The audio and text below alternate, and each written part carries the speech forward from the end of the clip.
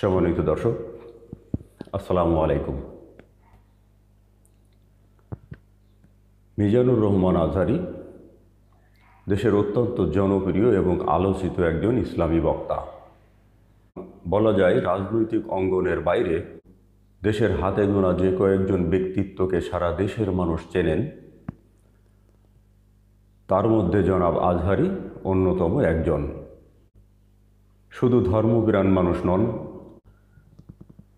দেশের তরুণ প্রজন্মের বিশাল একটি অংশ এই ধর্মীয় বক্তাকে অভাবনীয় ভালোবাসেন এবং পছন্দ করেন।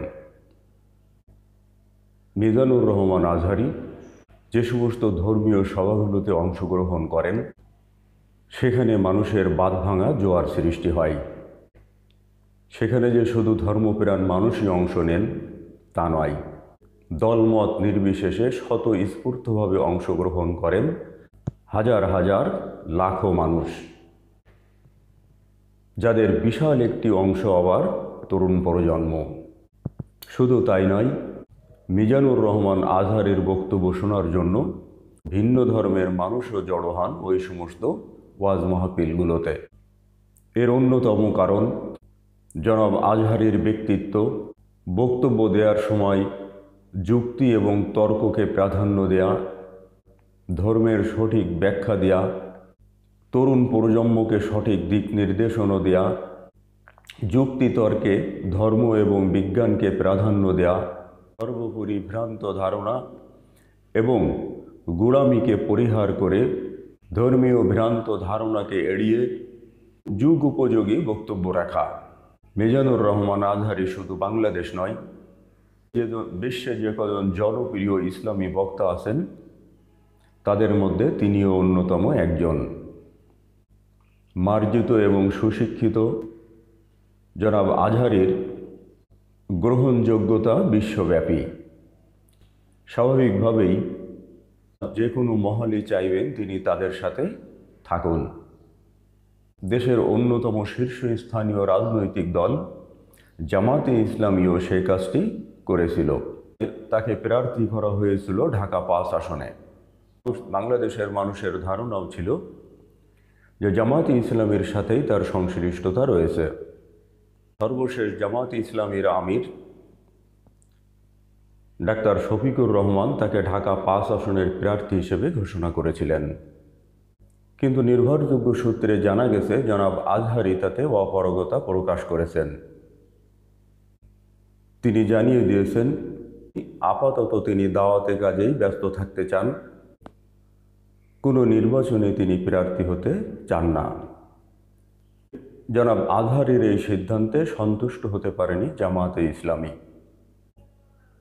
তার এই সিদ্ধান্তে জামাত ইসলামীর মধ্যে মিশ্র প্রতিক্রিয়ার সৃষ্টি হয়েছে। এখন জামাত ইসলামী ওই আসনে ভিন্ন কাউকে প্রার্থী করার চিন্তাভাবনা করছে। যতদূর জানা গেছে, জামাত ইসলামীর নেতা জনাব কামাল হোসেনকে ওই স্থানে প্রার্থী করা হতে পারে। প্রাথমিকভাবে তাকে প্রচারণা চালিয়ে যাওয়ার জন্য বলা হয়েছে। এখন জনাব মিজানুর রহমান আজহারী যে সিদ্ধান্ত নিয়েছেন, তার সেই সিদ্ধান্তটি নিয়ে রাজনৈতিক মহলে জোর আলোচনা এবং সমালোচনা হচ্ছে। বিশেষ করে যারা জামাত ইসলামকে সমর্থন করেন, তারা কিছুটা হলেও জনাব মিজানুর রহমান আজহারীর উপর অসন্তুষ্ট হয়েছেন। তাদের যুক্তি হলো, জনাব মিজানুর রহমান আজহারী দেশের অত্যন্ত জনপ্রিয় একজন ইসলামী বক্তা। তিনি যেখানেই যান না কেন, সেই সমস্ত স্থানগুলোতে লাখো জনতার সমাগম হয়। তিনি যেখানেই যান না কেন, সেখানে মানুষের বাঁধভাঙা জোয়ার সৃষ্টি হয়। স্বাভাবিকভাবেই তিনি যদি জামাত ইসলামের প্রার্থী হতেন, তাহলে নিশ্চিতভাবেই বলা যায় ওই আসনটিতে তিনি বিজয়ী হতে পারতেন।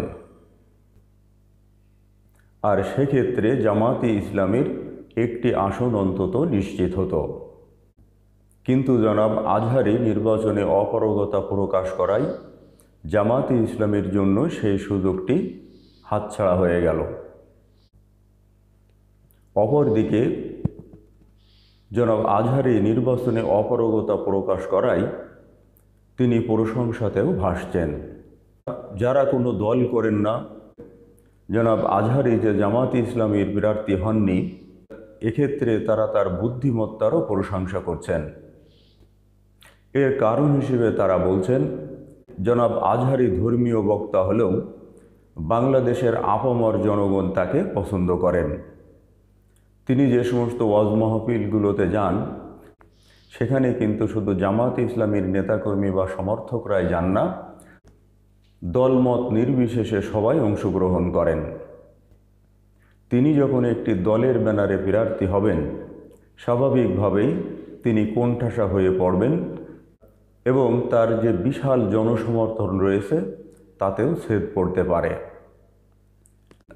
মিজানুর রহমান আজহারি যখন একটি রাজনৈতিক দলের নেতা হবেন, স্বাভাবিকভাবে তিনি একটি দলের নেতা বা কর্মী হিসেবেই চিহ্নিত হবেন এবং এখন তার যে জনপ্রিয়তা রয়েছে সেই জনপ্রিয়তায়ও ভাটা পড়তে পারে। আগের মতো দলমত নির্বিশেষে সর্বস্তরের মানুষ তার মাহফিলগুলোতে নাও যেতে পারেন। স্বাভাবিকভাবেই তিনি যে সিদ্ধান্তটি নিয়েছেন সেটি সুচিন্তিতই বলা যায়। উদাহরণ হিসেবে অনেকেই বলছেন, বাংলাদেশের ক্রীড়াঙ্গনের অন্যতম উজ্জ্বল দুই নক্ষত্র হলেন মাশরাফি বিন মুর্তজা এবং সাকিব আল হাসান।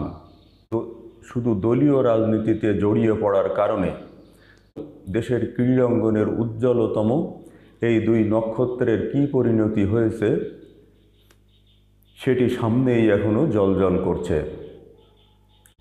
সেটি সারা দেশের মানুষই জানেন। স্বাভাবিকভাবেই জামাতে ইসলামীর মতো একটি বিতর্কিত দলের সাইনবোর্ড গায়ে না লাগিয়ে জনাব মিজানুর রহমান আজহারি যে অত্যন্ত বুদ্ধিমত্তার পরিচয় দিয়েছেন, সাধারণ মানুষ তার এই সিদ্ধান্তেরও প্রশংসা করছেন। সম্মানিত দর্শক, জামাতে ইসলামীর প্রার্থী না হওয়ার ব্যাপারে জনাব মিজানুর রহমান আজহারি যে সিদ্ধান্ত নিয়েছেন, তার সেই সিদ্ধান্তটিকে আপনারা কিভাবে দেখছেন? আপনার মতামত জানিয়ে মন্তব্য করতে পারেন কমেন্টসে।